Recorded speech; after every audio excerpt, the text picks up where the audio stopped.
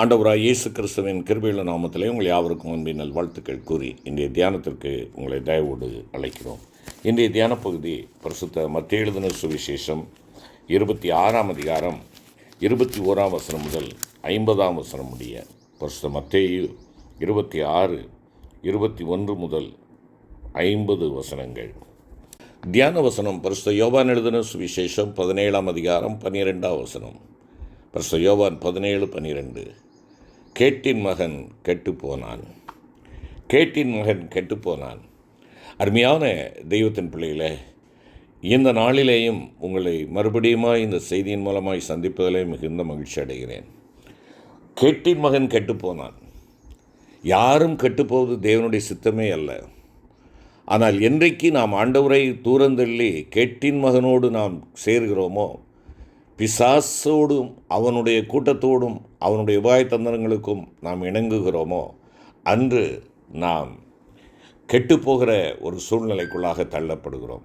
அதுதான் இங்கே யூதாசனுடைய வாழ்க்கையிலே நாம் காண கிடக்கின்ற சத்தியங்கள். அருமையானவர்களே, யூதாஸ் இறங்கின 7 வீழ்ச்சியின் படிகளை நாம் தியானித்தோம். அந்த வீழ்ச்சியை கண்டு ஆண்டவர் அவனை விரட்டிவிடவில்லை. அவன் விழுந்து போனான் என்று சொல்லி அவனை தூரமாக்கவில்லை. மாறாக பேதுருவுக்கு கிருபைகளை கொடுத்த ஆண்டவர், பேதுருவை மீட்டெடுத்து அவனை மறுபடியுமாய் உயிர்ப்பித்த ஆண்டவர் இந்த யூதாசுக்கும் கிருபையை கொடுக்கிறார். இதே யூதாசுக்கும் ஆண்டவர் 7 விதமான கிருபைகளை கொடுக்கிறார்.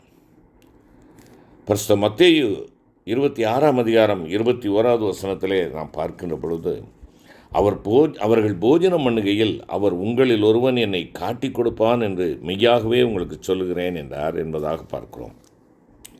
பஸ்கா விருந்து ஆயத்தமாக்கப்படுகிறது. பஸ்கா விருந்து ஆயத்தமாக்குவதற்கு முன்பாக எல்லாம் அங்கே ஒழுங்குபடுத்தப்பட வேண்டும். நான் அப்படித்தான் எண்ணுகிறேன். ஆகையினாலே அந்த பஸ்கா விருந்திலே பங்கு பெறுகிறவர்களும் தங்களை ஆயத்தம் பண்ணிக்கொள்ள வேண்டும், தங்களை சுத்திகரித்து கொள்ள வேண்டும், தங்களை தேவனுடைய வசனத்தினாலே கழுவ வேண்டும். தேவனுடைய வார்த்தை அங்கே சொல்லப்படுகிறது, உங்களை சுத்திகரியுங்கள் என்று சொல்லப்படுகிறது. நம்ம ஒவ்வொரு திருவிருந்து ஆராதனைகளையும் அதைத்தானே நாம் பார்க்கிறோம்.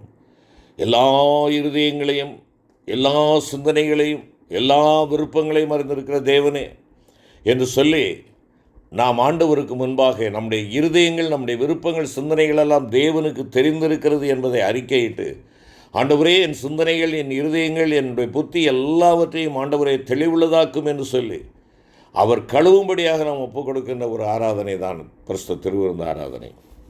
இங்கே ஆண்டவருடைய வார்த்தை சொல்லுகிறது, உங்களில் ஒருவன் என்னை காட்டி கொடுப்பான். இந்த வார்த்தை சொல்லப்பட்ட உடனே யார் காட்டி கொடுப்பதற்காக ஆயத்தப்பட்டு கொண்டிருக்கிறார்களோ அவன் உணர்வடைய வேண்டுமே. என்னை குறித்து தானே ஆண்டவர் சொல்லுகிறார். நான் இந்த 12 பேரிலே ஒரு கலையாக நான் இருக்கிறேனே, ஐயோ நான் எவ்வளவு அபகீர்த்திக்கு ஆளானவனாக நான் காணப்படுகிறேன். இந்த உலகம் என்னை என்ன சொல்லும்?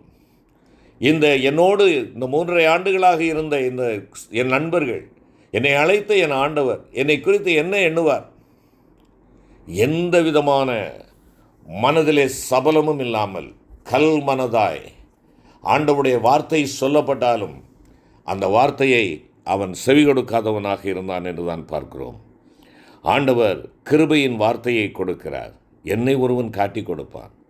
இது நல்ல மாட்டுக்கு ஒரு சூடு என்று சொல்வார்கள். இந்த வார்த்தை சொன்ன உடனே, ஆகா, நான் என் ஆண்டவருக்கு விரோதமாக செயல்படுகின்ற காரியங்கள், சிந்தனைகள் என் ஆண்டவருக்கு தெரிந்துவிட்டது, நான் அவரிடமாய் திரும்ப வேண்டும் என்று சொல்லி அவன் தன்னுடைய தவறான தீயதான அவனுடைய திட்டங்களை அவன் ஒதுக்கி இருக்க வேண்டும். ஆண்டவருடைய கிருபையை அல்லல் தட்டினான். உன் ஆண்டவர் ஒவ்வொரு முறையும் உன்னோடு பேசுகிறார். அவருடைய வார்த்தை உனக்கு சொல்லப்படுகிறது.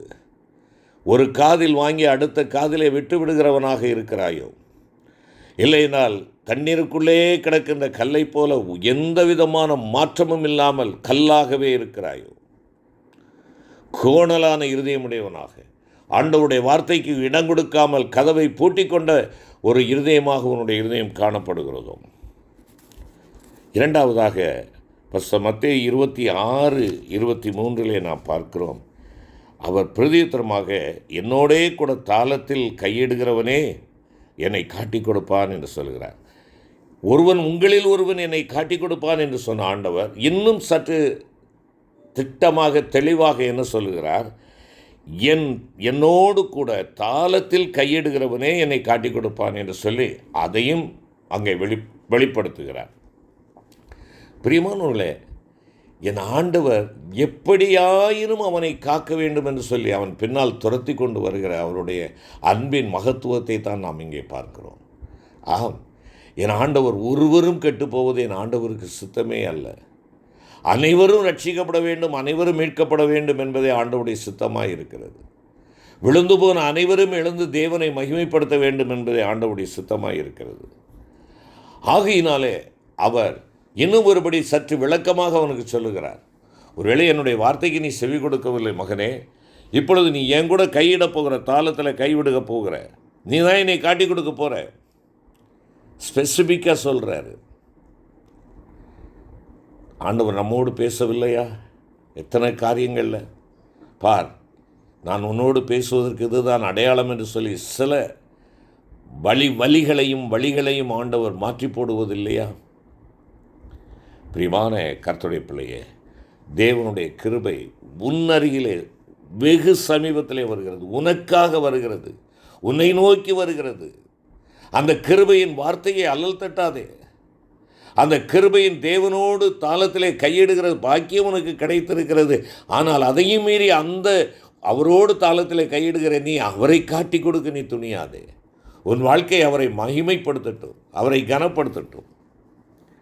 மூன்றாவதாக இங்கே அவனுக்கு அருளப்பட்ட கிருபையை குறித்து பார்ப்போம் என்றால், பரிசுத்த யோவான் 13ஆம் அதிகாரம் 11வது வசனத்திலே நாம் பார்க்கிறோம். பரிசுத்த யோவான் 13:11 தம்மை காட்டி கொடுக்கிறவனை அவர் அறிந்திருந்தபடியினால் நீங்கள் எல்லாரும் சுத்தமுள்ளவர்கள் அல்ல என்றார். இங்கே அதே பஸ்கா வேளையிலே ஆண்டவராகிய கர்த்தர் தம்முடைய சீடர்களுடைய கால்களை கழுவுகிறார். கால்களை கழுவி வருகின்றதான வேளையிலே சீமோன் பேதுரு, ஆண்டவரே என் கால்களை நீர் கழுவக்கூடாது என்று சொல்லுகிறார்.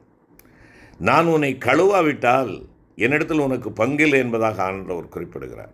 உடனே பேதுரு என்ன சொல்லுகிறார்? அப்படியானால் ஆண்டவரே என் காலை மாத்திரமல்ல என் தலையையும் என் கைகளையும் நீர் கழுவ வேண்டும் என்றார். ஆண்டவர் சொல்லுகிறார், முழுகினவன் தன் கால்களை மாத்திரம் கழுவ வேண்டியதாக இருக்கும், மற்றபடி அவன் முழுவதும் சுத்தமாக இருக்கிறான் என்று சொல்லுகிறார். சொல்லிவிட்டு ஆனாலும் எல்லாரும் அல்ல, மறுபடியுமாய் சுட்டி காட்டுகிறார். இந்த 12 பேரில் 12 பேரும் யோக்கியமானவங்கள, அதில் ஒருதன் என்று சொல்லி அவர் என்ன செய்கிறார்? சுட்டி காட்டுகிறார். எல்லாரும் சுத்தமாக இருக்கிறீர்கள், ஆனாலும் ஒருவன் அசுத்தமாக இருக்கிறான். அதைத்தான் 11வது வசனத்தில் ஆண்டவர் சொல்ல, தம்மை காட்டி கொடுக்கிறவனை அவர் அறிந்திருந்தபடினால், அவனுடைய உள்ள கிடக்கை ஆண்டவர் அறிந்திருக்கிறார். அவனுடைய விருப்பம், வாஞ்சை, அவனுடைய தேட்டம் எல்லாம் என் தேவனுக்கு விரோதமானதாக இருப்பதை அவர் அறிந்திருக்கிறார். ஆனாலும் அவர் அவனை விடவில்லை, துரத்தி கொண்டே வருகிறார். கிருபையை திரும்ப திரும்ப அவன் இழந்து கொண்டே வருகிறான். கிருபையை இழந்தவனாக இருக்கிறான்.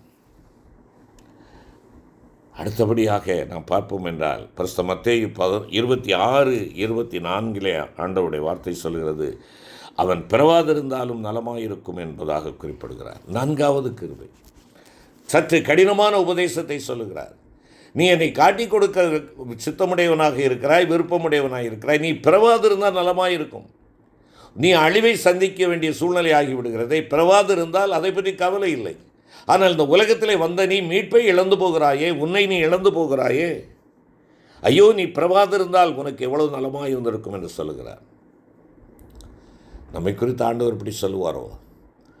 உன்னிலேயும் என்னிலேயும் அவருடைய சித்தத்தை நிறைவேற்ற வேண்டும் என்பதற்காக இந்த உலகத்திலே உன்னையும் என்னையும் ஆண்டவர் வைத்திருக்கிறார். நீ நான் இந்த உலகத்தில் இருப்பது ஒரு விபத்தல்ல, தேவனுடைய அநாதி திட்டத்தின் பிரகாரமாக வைத்திருக்கிறார். உன்னுடைய பிறப்பை குறித்து, உன்னை உண்டாக்கினதை குறித்து உன் ஆண்டவர் மகிமைப்படுவாரா, சஞ்சலப்படுவாரா? மனிதனை உண்டாக்கினதற்காக தேவன் விசனப்பட்டார் என்று சொல்லி பார்க்கிறோம். உன்னை உண்டாக்கினதற்காக உன் ஆண்டவர் விசனப்படுகிறாரா, சந்தோஷப்படுகிறாரா, அல்லது சஞ்சலப்படுகிறாரா? அவன் பிறவாதிருந்தால் நலமாக இருக்கும் என்று சொல்லி சற்று கடினமாக சொல்லுகிறார். அடுத்த ஒரு கிருபை ஆண்டவர் கொடுக்கிறார். பரிசுத்த மத்தேயு 26:25 பார்க்கின்ற பொழுது, அவரை காட்டிக் கொடுத்த யூதாசும் அவரை நோக்கி, ரபி, நானோ என்றான். அதற்கு அவர், நீ சொன்னபடிதான் என்றார் என்பதாக வாசிக்கிறோம். ஆம், எந்த மனுஷனால் காட்டிக் கொடுக்கப்படுகிறானோ அந்த மனிதனுக்கு ஐயோ, அவன் பரவாதிருந்தால் நலமாயிருக்கும் என்று சொன்ன உடனே எல்லாரையும் போல அவனும் கேட்கிறான், நானா ரவி என்று கேட்கிறான். ரபி, நானா அது என்று கேட்கிறேன். நீ சொன்னபடி தான் என்று சொல்கிறார். டைரெக்டாக அவன்கிட்ட சொல்கிறாரு, நீ தான்ப்பா காட்டி கொடுக்க போகிற. இவ்வளவு நேரடியாக சொல்லியும் அவனுடைய துணிச்சல், துணிகரம், அக்கிரமம் நடப்பிப்பதில் அவனுடைய துணிகரத்தை நாம் பார்க்கிறோம். கிருபை இழந்து போனானே, கிருபை இழந்து போனானே. ஆறாவதாக அவனுக்கு கொடுக்கப்பட்ட கிருபை பரிசுத்த யோவான் 13:27 நாம் பார்ப்போம் என்றால், 13ஆம் அதிகாரம் 25 மற்றும் 26ஆம் வசனங்களிலே நாம் பார்க்கின்ற பொழுது, ஆண்டவர் துணிக்கையை தோய்த்து அவனுக்கு கொடுக்கிறார் என்று சொல்லி பார்க்கிறோம். எவனுக்கு கொடுப்பேனோ அவன்தான் என்று சொல்லி எல்லாருக்கும் அறிமுகப்படுத்துகிறார். என்னை காட்டி கொடுக்கிறவன் யார் என்று கண்டுகொள்ளுங்கள் என்பதாக சொல்லுகிறார். இப்பொழுதாவது அவனுக்கு மனம் இறங்கி இருக்க வேண்டும். ஐயோ, அத்தனை பேருக்கு முன்னாலே நான் கனவீனப்பட வேண்டாமே, என் கண்ணியத்திற்கும் என் பாசத்திற்கும் நேசத்திற்குரிய என் ஆண்டவரை நான் காட்டி கொடுக்கவா வேண்டும்? தேவையில்லை அந்த 30 காசுகள் என்று சொல்லி அங்கே வேதபாரகர் பரிசேயருக்கு முன்னாக எரிந்து வந்த காசை அங்கே தூக்கி எரிந்துவிட்டு அவன் ஆண்டவருடைய பாதத்திலே தன்னை ஒப்படைத்திருக்க வேண்டும். அந்த சிலாக்கியத்தையும் அவன் இழந்து போனான், அந்த கிருபை இழந்து போனான். இப்பொழுது ஆண்டவர் அவனை பார்த்து சொல்கிறார், சிநேகிதனே, என்னத்திற்காக வந்திருக்கிறாய்? என்னத்திற்காக வந்திருக்கிறாய்? சிநேகிதனே என்று சொல்லுகிறார். கல் மனமும் கரையக்கூடிய ஒரு வார்த்தை. நீ முழுக்க 24 மணி நேரமும் என்னை காட்டி கொடுக்கிறதுக்கு தீர்மானித்து அதற்குரிய எண்ணங்களிலே இருக்கிறாய். சிநேகிதா, நான் உன்னை சிநேகிக்கிறேன், இன்னும் உன்னை சிநேகிக்கிறேன். நீ எனக்கு விரோதமாக எத்தனை காரியங்களை செய்தாலும் உன்னை நேசிக்கிறேன், அன்பு செலுத்துகிறேன், உன்னிலே உனக்கு என்னுடைய அன்பை கொடுக்கிறேன் என்று சொல்லி காத்திருக்கிற அந்த காத்திருக்கும் கிருபையை கொடுக்கிறார்.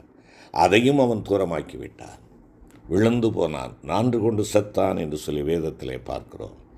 கேட்டின் மகன் கெட்டு போனான். நீங்களும் நான் கெட்டுப்போவதற்காக அல்ல, மனுஷகுமாரன் உன்னையும் என்னையும் மீட்டு ரட்சிக்கிறதற்கே வந்திருக்கிறார். அவருடைய கிருபை இழந்து போக வேண்டாம். விழுந்தது உண்மை, ஆனாலும் வீழ்ச்சியிலே அவருடைய கிருபை நம்மை தாங்குகிறது. அந்த கிருபையை பற்றி கொள்ள ஆண்டவர் நம் ஒவ்வொருவருக்கும் துணை புரிவாராக. ஆமேன்.